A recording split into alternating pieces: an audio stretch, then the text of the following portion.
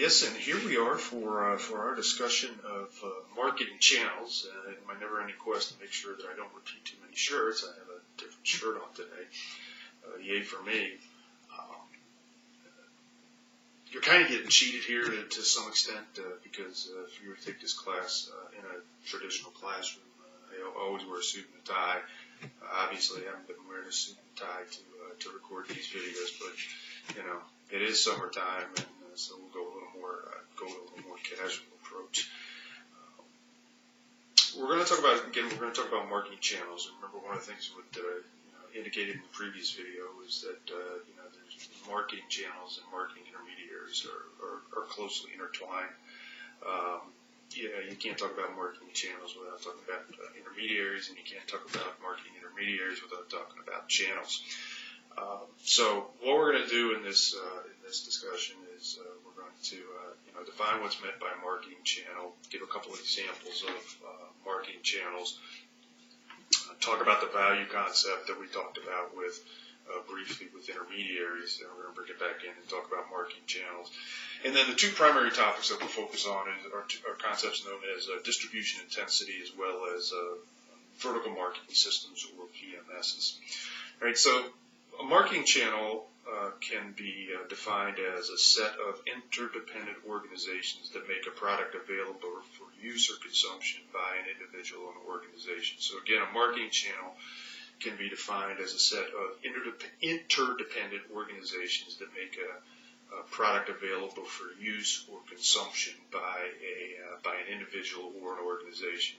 So in keeping with what we've done the entire semester, we're going to focus on individuals as opposed to organizations, because we're all individuals, and we have all dealt with channels that are associated with making products available for use and consumption by us. Not as many of us have worked in organizations and maybe had responsibilities for making sure that products become available for use or consumption by an organization. All right, so examples of an example of a marketing channel would be where you have a manufacturer, you might have a wholesaler, you might have a retailer, and then you would have a consumer. You could also have a channel where you have a manufacturer, a retailer, and a consumer. Right? There are other channels where you might have, particularly in the Japanese market. The Japanese market is notorious for having multiple levels of wholesalers. So you would have a manufacturer, you'd have like one wholesaler, you'd have a second wholesaler, you might have a third wholesaler, then you'd have a retailer, and then you'd have a customer. So there's a lot of different ways a lot of different marketing channels that exist out there. And some channels are known as direct channels, and these refer to channels where there is no intermediary, right? There's not a wholesaler, there's not a retailer, there's not an agent, there's not a broker between the manufacturer and the consumer. So again, a direct channel is one where there is no intermediary between the producer and the consumer. Alternatively, there are indirect channels, and those are channels where there's one or more intermediaries between the producer and the consumer. Right, so that would be the manufacturer, wholesaler, retailer, consumer channel would be an example of an indirect channel. And again, one of the things to keep in mind is that as we said in the previous discussion, that intermediaries only exist if they add value to the purchase process, and the same thing with channels. Channels only add value if they add value to the purchasing process. And one of the things that we've seen, since the evolution of the internet, is we've seen a restructuring of channel design. In some cases, entire levels like intermediaries are just they're gone. There's a whole different way of doing things. And one example to illustrate that is the music industry. And so, back after I got my MBA, I worked for a trucking company in New Jersey, and one of our major customers was CBS/Columbia Records. And so they had a facility down in Pittman, New Jersey, and we used to go in there and take out vinyl, record albums out 8-track tapes and cassettes for distribution to to music stores pretty much up and down the Mid-Atlantic seaboard. You look at it now, and music stores, where do you get your music from? Well, first of all, you don't necessarily have the tangible product, right? You don't have a record, you don't have an 8-track tape, you don't have a cassette. And when I worked for the truck company, CDs hadn't been developed yet. So you see how, you still got a product, you've got music, but the fact that now you don't have a tangible physical product in many cases, and you're buying it through like an iTunes or something of that nature, changes dramatically the channel design. And one of the questions that people ask is, well, okay, so if we've got these channels and how can they add value? And the more specific question is, how can intermediaries add value in a channel? And intermediaries can do several things. One thing that they can do is they can facilitate exchange. And so one of the things that an intermediary might do is hold inventory that another party might not feel comfortable holding. So, for example, if you think about if you've ever driven out 422 East and gone by the Stouffer plant out in Solon, it's one of the products that Stouffer's manufactures is macaroni and cheese. You always know when that plant is making macaroni and cheese because you can smell the macaroni and cheese being made from probably half a mile away. But, if you think about you can buy macaroni and cheese in really large quantities, right? You can buy 24 packs. You can buy, you could buy a warehouse full of macaroni and cheese if you wanted to. But most people choose not to buy warehouse full quantities of macaroni and cheese because if you do that, then you need a place to store the macaroni and cheese. And so, when most of us are going to the store and maybe we're buying Stouffer's macaroni and cheese, we might be buying 1 or 2 boxes, right? But the retailer is carrying even more boxes of that, right? So there's kind of the facilitating exchange. The retailer's carrying stuff and is holding inventory that we don't necessarily want to hold. Second thing that the intermediaries can do is they can cut down the number of marketplace contacts. So if you think about that from the nature of maybe more of a businessy kind of perspective. But if you think about an organization, like I like to go periodically, I like to go over to Pizzazz, the restaurant that's there on the circle near John Carroll University. And, if you think about the different products that are offered for sale at Pizzazz, you can buy pizzas and you can buy calzones and you can buy salads and things of that nature. And if the person that runs Pizzazz, he might be, I know it's a he, it's Dave, rather than calling up the lettuce person and tomato person and the tomato sauce person and the chicken wings person and the liquor person, the wine person, the bourbon person, the beer person, stuff like that. Oftentimes there are wholesalers or distributors, right? And so you get all your produce, let's say, from a produce manufacturer. Or a produce distributor, you can get your alcoholic beverages from an alcoholic beverage distributor. You can get your beer products from a beer distributor, and so on. So instead of having to make an individual call to if you're in Miller Lite, Bud Light, and you go through this whole laundry list, and then you're holding different brands of, let's say, vodka or bourbon. You don't have to make all those calls. So one of the ways that intermediaries add value is by reducing the number of marketplace contacts. All right. So again, we've given a little bit of an overview of channels and channel design and things of that nature. So again, primary focus, we're going to talk about the distribution intensity.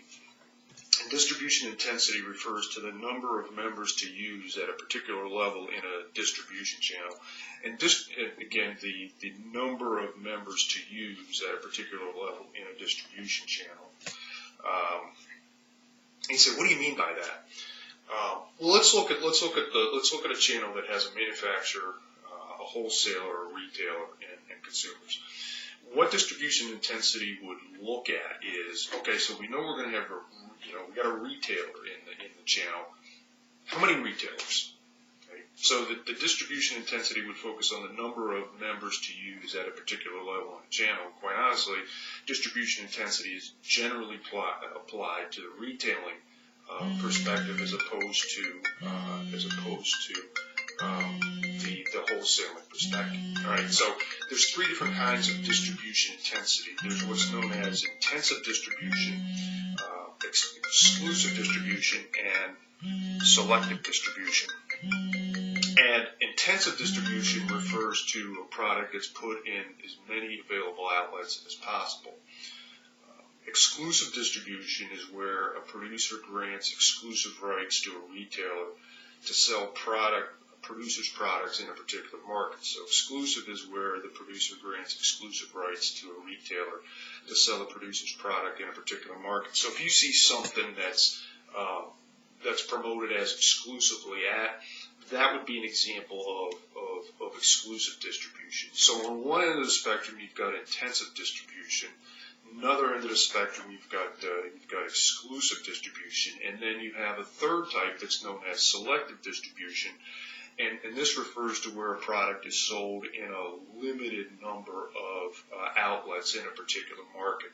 So you might be able, for example, to buy a perfume, or a cologne. You might be able to buy that at a Macy's and Dillard's and maybe a Nordstrom's, right? So it's not just one outlet in a particular market. It's a few, right? Whereas if you think about intensive products, right? Intensively distributed products. If I were to say to you Diet Coke, right? You start thinking about all the different places that you can buy Diet Coke in a particular market. You have an idea of, what intensive distribution might look like. And part of the reason I like to talk about distribution intensity is because it has distinct logistical implications. And again, the next topic that we're going to look at in the place function or the place component of the marketing mix is logistics. And so you say, well, so how does logistics come into play with respect to distribution intensity? And one way is simply because if you think about how we've defined intensive, exclusive, and selective distribution, intensive is you put the product in as many outlets as possible. Well, from a logistical perspective, that could mean that you as an organization have to think about kind of the most effective and the most efficient ways to get products from, let's say, a wholesaler or a manufacturer to the individual stores that the product is being placed in. And so something like, putting together a route for a driver becomes very important because, you might want to minimize the amount of time that the driver takes. You might want to minimize the amount of mileage that the driver is driving. Because if you drive fewer miles, it's probably not going to be as costly from a fuel perspective. On the other hand, exclusive is like that's really simple because you're only basically, putting this product in one outlet in a particular market. Now, there could be multiple outlets of that retailer in a particular market, but, if for example, it's exclusively at Nordstrom's, in the Northeast Ohio market, there's one Nordstrom's. So, the distribution or the logistics becomes, relatively simple, right? So we've talked briefly about distribution intensity. And the second major thing that I wanted to focus on, second major topic, is what is known as vertical marketing systems. And vertical marketing systems, the book in Exhibit 16.4, gives you an example of vertical marketing systems versus traditional marketing channels. And to be honest with you, when I took my first Principles of Marketing course, and even after I'd taken my Principles of Marketing course, whenever I heard the term vertical marketing system, I was like, this seems like a no-brainer, because if you look at the way that marketing channels are traditionally depicted, they're depicted in a vertical and not horizontal manner. So you will see producer at the top, and then you might see wholesaler, and then you might see retailer, and then you might see the consumer, right? So they're laid out. The channels, when you see depictions of channels, they're laid out vertically. So when I first heard the vertical marketing system concept, I was like, what the hell, excuse my language, that's my trucking industry background coming out. I'm like, what the hell are they talking about? And the channel is vertical. And I don't know how old I was. It was before I started teaching principles of marketing, thank God. But the light bulb finally went on when I realized vertical marketing systems are a specific type of marketing channel. And more specifically, vertical marketing systems refer to planned marketing systems, and that's the key thing, planned marketing systems to enhance the effectiveness and efficiency of the distribution process. So again, vertical marketing systems refer to planned marketing systems to enhance the effectiveness and efficiency of the distribution process. And you say, what does that mean?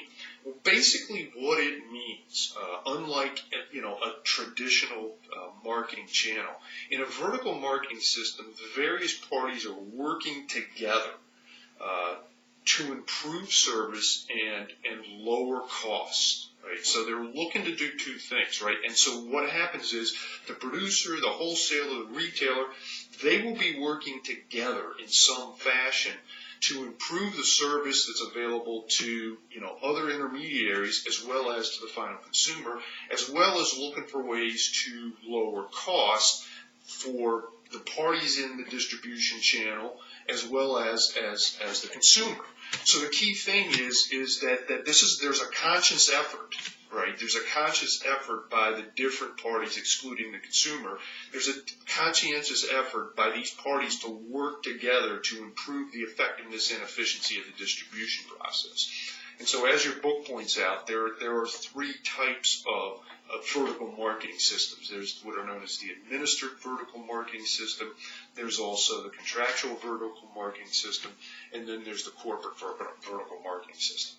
So the administered vertical marketing system refers to coordination that's achieved by a dominant party in the channel. So again, coordination that's achieved by a dominant party in the channel. So again, the channel members are working together, but the cooperation, the coordination is basically driven in an administered channel. It's driven by the dominant party in the channel.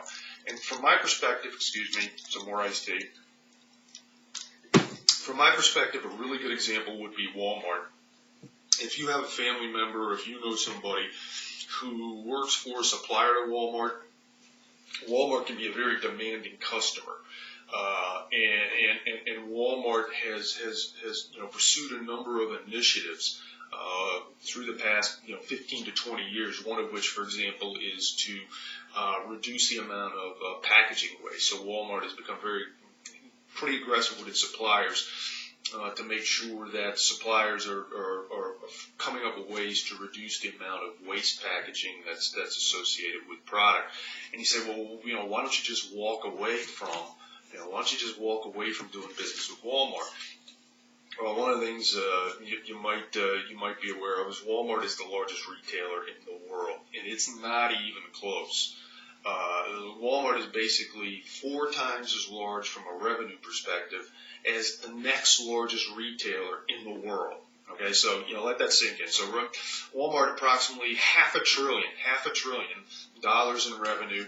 The next largest retailer in the world has approximately 125 billion in annual revenue. Okay, might be a little high on Walmart, might be a little high on that, but if you go look at some information, you're going to find out that Walmart is by far the dominant retailer in the world. And so if you're, for example, if you're a Procter & Gamble or you're a Coca-Cola, or you're some supplier to Walmart, do you really want to walk away from an organization that is can get your product in front of a whole bunch of eyeballs, right? So the administered system. There's also the contractual vertical marketing system, and this is where the coordination is achieved through a contract, right? And so what there is there's a contract. There's a formal contract that links either the producers and the wholesalers and the retailers, the producers and the retailers, right? So there are formal contracts that basically compel the coordination and coordination. Excellent example of contractual vertical marketing system involves franchising. So if you think about a McDonald's, for example, right? You buy, I buy, I can buy a McDonald's franchise, and that contract is very specific, right? That I have to use, McDonald's suppliers. I may have some flexibility in terms of pricing, right? But one of the advantages, from my perspective is, if I want to go out and start Paul's Hamburgers, Paul's Hamburgers doesn't have the same recognition of McDonald's, and because McDonald's is such a large organization, even though I'm forced to use McDonald's suppliers, right, I'm probably going to get a lot better pricing on the various supplies than if I'm Paul going out and having to source hamburgers, source buns, and things of that nature. So the second one is the contractual vertical marketing system, and the final type of vertical marketing system is what is known as the corporate vertical marketing system, and this is where the coordination comes from ownership and control. And the book uses Zara, which we think of as a retailer, as an excellent example of the contractual, or the corporate vertical marketing system. And so Zara basically is doing some vertical integration, right? It owns production facilities, and it's also owns some farms. So if you think about it, if you're buying a cotton shirt or something, you need cotton, and so Zara will own, owns cotton fields. Zara also owns production facilities, and so that provides an example of a corporate vertical marketing system. As another example, and it's not as strong an example, but Starbucks has begun to buy coffee plantations, right, to secure access to coffee, rather than buying it from independent coffee producers. All right, so I kept it under 22 minutes. I think that's going to be my new norm, and we will see you down the road. Bye.